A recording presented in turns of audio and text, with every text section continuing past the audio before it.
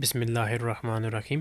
قرآن پاک کی ایک ایسی صورت ہے جس کی روزانہ مغرب کی نماز کے بعد صرف چند آیات تلاوت کرنے سے اللہ تعالیٰ اس بندے کے لیے نوکری کے اور رزق کے نئے ذرائع پیدا فرما دیتا ہے۔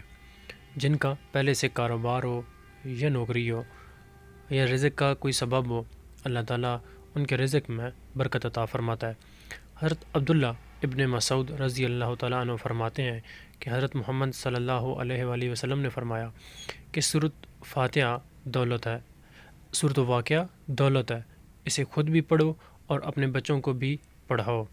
اس کے علاوہ حضرت محمد صلی اللہ علیہ وآلہ وسلم نے ہر مغرب کی نماز کے بعد سورۃ واقعہ پڑھنے کا حکم فرمایا کہ جو سورۃ واقعہ پڑھے اللہ تعالیٰ اس پر کبھی بھی غربت کو نازل نہیں کرے گا اور نہ ہی اس کے رزق میں کمی لائے گا، جب تک کہ وہ کسی کا ناحق قتل نہ کرے، یعنی کہ کسی کے اوپر ظلم نہ کرے۔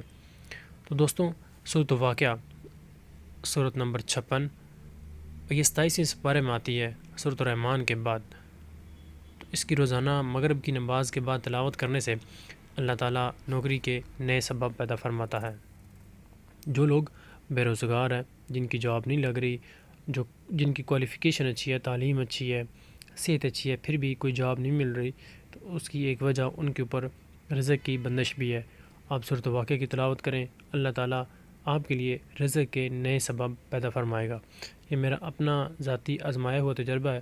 جب میری بھی جاب نہیں ہو رہی تھی تو الحمدللہ میں نے والد صاحب کے کہنے پہ یہ شروع کی تھی، مجھے اس کے بارے میں پہلے نہیں پتہ تھا، تو اللہ تعالیٰ نے میرے لیے رزق کے نئے سبب پیدا فرمائے اور میری موٹر وے پولیس میں جاب ہو گئی۔